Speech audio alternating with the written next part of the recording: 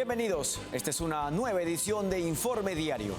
Soy Renato Olivera y antes de comenzar con la información, vamos rápidamente con nuestros titulares. El Papa Francisco, primer pontífice latinoamericano, falleció este lunes en Roma a los 88 años. Estados Unidos y Corea del Sur sostendrán una reunión en Washington para tratar negociaciones arancelarias. Pekín continúa escalando tensiones contra Estados Unidos por su defensa de las libertades civiles en Hong Kong. La organización no gubernamental Justicia, Encuentro y Perdón alertó que más de 80 presos políticos detenidos por la dictadura de Nicolás Maduro en Venezuela se encuentran sin recibir atención médica adecuada. Comenzamos con el desarrollo de la información. El Papa Francisco, primer pontífice latinoamericano, falleció este lunes en Roma a los 88 años. Jorge Mario Bergoglio lideró la Iglesia Católica desde el año 2013. Su muerte, anunciada por el Vaticano, ocurre tras semanas de delicada salud. El Papa Francisco, primer sumo pontífice latinoamericano, falleció este lunes a los 88 años de edad en Roma. El líder de la Iglesia desde 2013, el argentino Jorge Mario Bergoglio, había sido hospitalizado el pasado 14 de febrero tras ser diagnosticado con una neumonía en ambos pulmones. Luego de 38 días de internación en el hospital Gemelli, fue dado de alta el 23 de marzo, aunque su estado de salud seguía siendo delicado. Ayer domingo, con su voz débil pero presente, saludó a los fieles desde el balcón de la Basílica de San Pedro durante la misa de Pascua. Fue su última aparición pública. Fratelli e sorelle, buona Pasqua.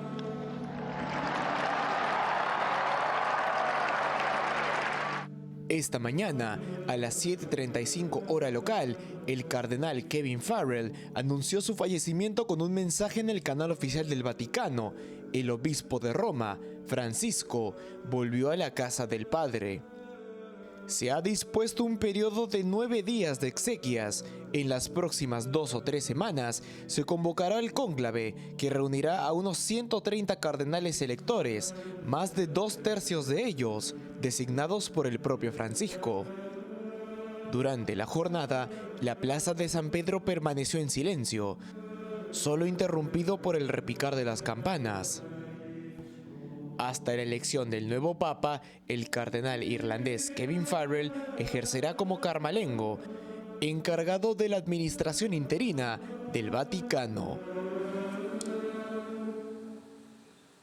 El Papa Francisco, de nombre secular Jorge Mario Bergoglio, fue el primer papa latinoamericano y jesuita de la Iglesia Católica.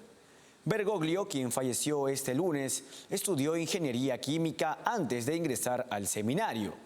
Fue ordenado sacerdote en 1969 y en el 2001 fue creado cardenal por el Papa San Juan Pablo II.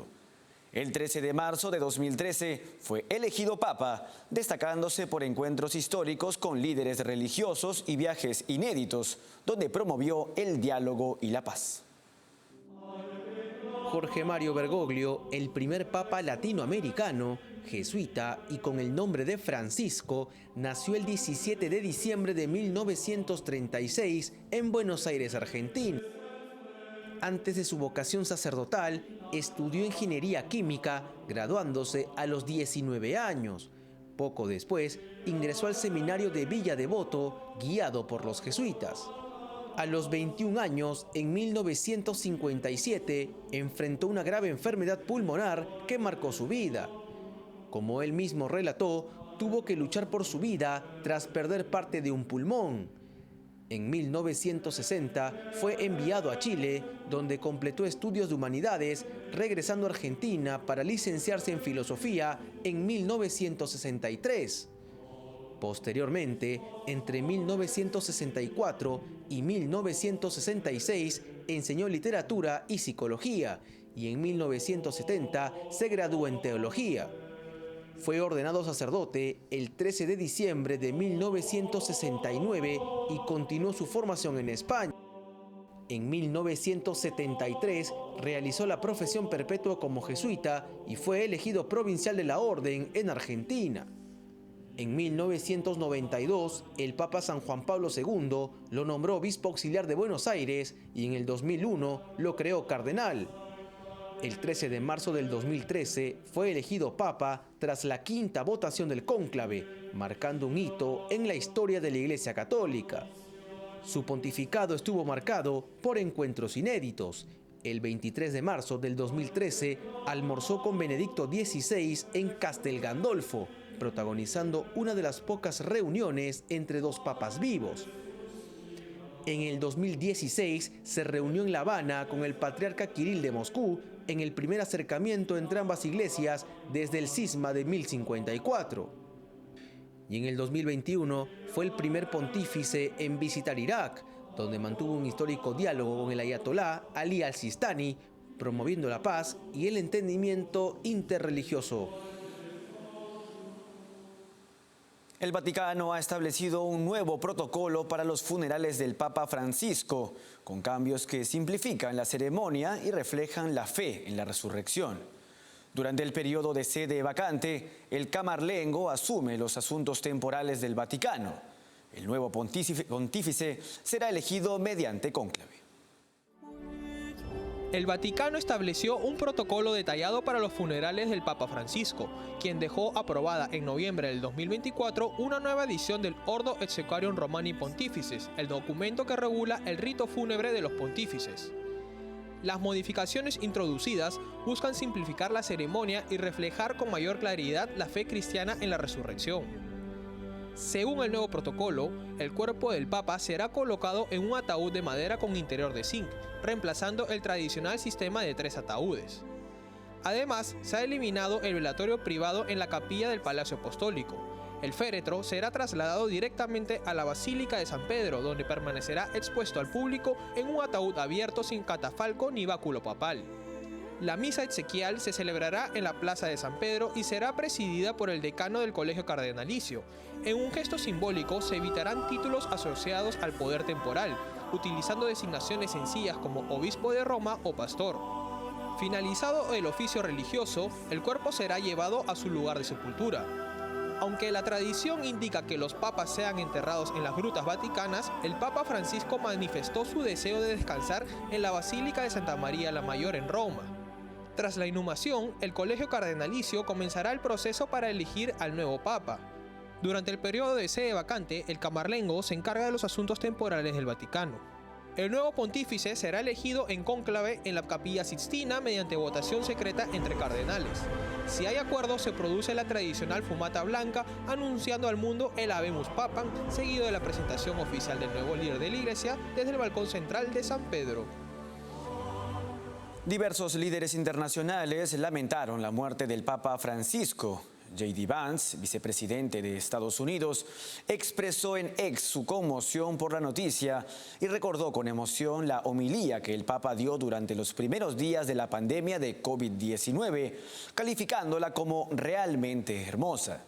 Vance protagonizó la última audiencia oficial que concedió el Papa Francisco antes de morir. Se trató de un encuentro muy breve en Santa Marta, mientras se estaba celebrando la misa del Domingo de Resurrección en la Plaza de San Pedro. Desde Argentina, el presidente Javier Milei expresó su dolor a través de un mensaje en redes sociales. A pesar de diferencias que hoy resultan menores, haber podido conocerlo en su bondad y sabiduría fue un verdadero honor para mí, escribió el mandatario. Su vocero, Manuel Adorni, confirmó que el gobierno decretó 7 días de duelo nacional en homenaje al pontífice argentino. En Italia, la primera ministra Giorgia Meloni rindió tributo al Papa Francisco, destacando su papel como guía espiritual y como hombre de paz. En un emotivo mensaje, Meloni recordó sus enseñanzas y su constante llamado a transformar el mundo a través del don, el perdón y la reconciliación. Nos deja un gran hombre y un gran pastor, afirmó. Momento de una pausa en Informe Diario. No se muevan, que regresamos con más información. Café Sombra de Pino. Un café diferente que crece a la sombra de pinos en Villarrica. Ya lo saben, Café Sombra de Pino. Un café premium al alcance de todos.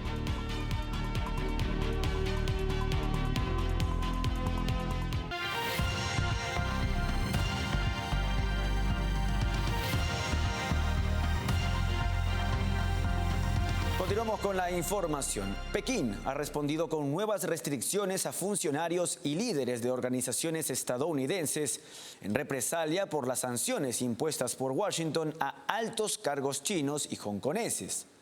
China acusa a Estados Unidos de interferir en los asuntos internos de Hong Kong, advirtiendo que habrá contramedidas firmes. Pekín continúa escalando tensiones contra Estados Unidos por su defensa de las libertades civiles en Hong Kong. El Ministerio de Relaciones Exteriores de China anunció que impondrá restricciones a funcionarios, legisladores y líderes de organizaciones no gubernamentales estadounidenses, acusándolos de haber tenido un desempeño deficiente en asuntos vinculados a la ciudad semiautónoma. La reacción del régimen comunista es una represalia directa a las sanciones que Washington impuso en marzo a 6 altos funcionarios chinos y hongkoneses, incluidos el secretario de Justicia Paul Lam y el director de Seguridad Dong Jin-wei, por su participación en lo que Estados Unidos califica como represión transnacional. El portavoz chino Wo Ya-kun, desde Pekín, acusó a Estados Unidos de interferir gravemente en los asuntos internos y advirtió que cualquier nuevo pronunciamiento sobre Hong Kong será respondido con contramedidas firmes. Desde la promulgación en 2020 de la Ley de Seguridad Nacional, tras las masivas protestas prodemocráticas, China ha consolidado una campaña de represión que ha silenciado a la oposición, cerrado medios de comunicación críticos y forzado la disolución de decenas de organizaciones civiles. Más recientemente, el régimen emitió órdenes de arresto contra 19 activistas exiliados, incluyendo a residentes en territorio estadounidense, ofreciendo recompensas por su captura. Las acciones de Pekín representan una grave afrenta a los compromisos internacionales asumidos durante la transferencia de soberanía en 1997, cuando se prometió que Hong Kong conservaría su autonomía y libertades por 50 años. En vez de cumplir, el Partido Comunista Chino intensifica su autoritarismo y convierte a Hong Kong en una advertencia global sobre los peligros de pactar con dictaduras. Washington será sede de una nueva cumbre comercial entre Estados Unidos y Corea del Sur para tratar la situación de las negociaciones arancelarias. La reunión, prevista para la próxima semana, busca destrabar las negociaciones bilaterales antes de que expire la suspensión temporal de los gravámenes que se establecieron por 90 días. El encuentro contará con la participación del secretario del Tesoro estadounidense, Scott Bessent, y el representante de Comercio, Jamieson Greer, quienes recibirán en la capital norteamericana al ministro de Finanzas surcoreano, Choi Sang-mok, y al ministro de Comercio, An Duk-hyun. La reunión fue convocada a petición directa de la Casa Blanca. Según declaraciones del ministro Ang, recogidas por la agencia Yonhap, las discusiones se centrarán en asuntos pendientes a tratar de forma recíproca para beneficio mutuo, con un enfoque en los sectores más sensibles para Seúl, es decir, automóviles y semiconductores, principales productos de exportación surcoreanos hacia Estados Unidos. El gobierno surcoreano ha insistido en la necesidad de revisar cuidadosamente los términos de cualquier acuerdo comercial antes de cerrarlo apresuradamente. Buscan, entre otros puntos, obtener exenciones específicas que permitan a su industria mantener la competitividad en el mercado estadounidense.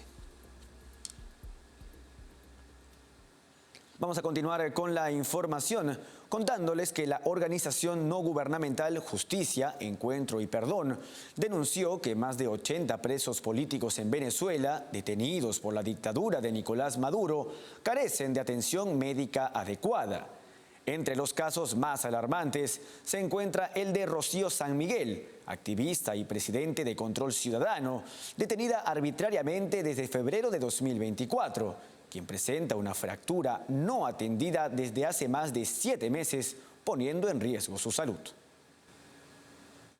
La organización no gubernamental Justicia, Encuentro y Perdón alertó que más de 80 presos políticos detenidos por la dictadura de Nicolás Maduro en Venezuela se encuentran sin recibir atención médica adecuada pese a padecer condiciones de salud críticas. En un comunicado difundido a través de la red social X, la organización responsabilizó directamente a las autoridades del régimen chavista por la omisión deliberada de sus deberes, aun cuando familiares y abogados han introducido solicitudes legales para garantizar atención médica especializada. Uno de los casos más alarmantes es el de Rocío San Miguel, activista y presidenta de la organización Control Ciudadano, detenida arbitrariamente desde febrero del 2024. San Miguel presenta una fractura no atendida desde hace más de 7 meses, situación que según la organización Justicia, Encuentro y Perdón constituye una grave violación de sus derechos humanos y pone en riesgo su integridad física y emocional. Estas denuncias se suman a los informes de otras organizaciones como Foro Penal, que contabiliza actualmente 890 presos políticos en Venezuela, incluidos 5 menores de edad. La situación ha llevado a familiares a intensificar las protestas públicas, exigiendo la liberación de los detenidos, la revisión inmediata de los casos y el cumplimiento de mínimos humanitarios como la atención médica. De esta manera se evidencia que el régimen de Maduro utiliza el sistema judicial como herramienta de represión en Venezuela y continúa violando los derechos fundamentales de los ciudadanos opositores. En República Dominicana, el gobierno del presidente Luis Abinader ha deportado desde enero de 2024 hasta abril del 2025 un total de 209.964 ciudadanos haitianos en situación irregular, según datos de la Dirección General de Migración publicados por el diario Listín Diario. Este enfoque se enmarca en el compromiso del mandatario de controlar el flujo migratorio desde Haití, país sumido en una profunda crisis social y política. En octubre de 2024, Abinader prometió deportar 10.000 haitianos por semana. Octubre fue el mes con más deportaciones, alcanzando las 24.963, tras el anuncio del nuevo plan.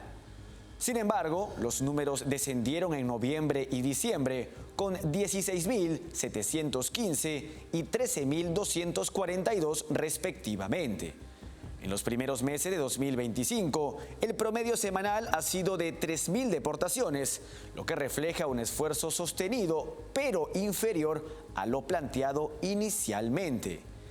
El pasado 6 de abril, Abinader anunció 15 nuevas medidas orientadas a proteger el país y garantizar el cumplimiento de las leyes migratorias.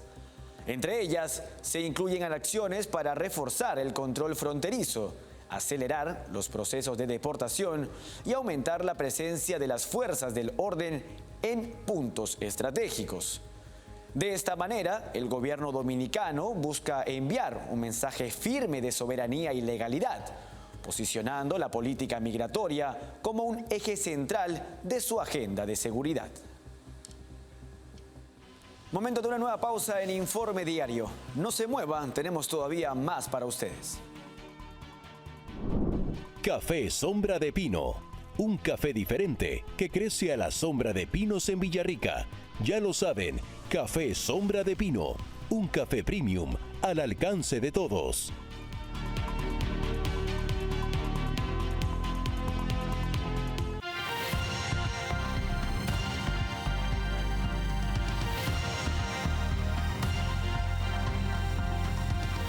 Continuamos con la información. El Kremlin afirma que la postura de Estados Unidos de no aceptar la membresía de Ucrania en la OTAN es satisfactoria.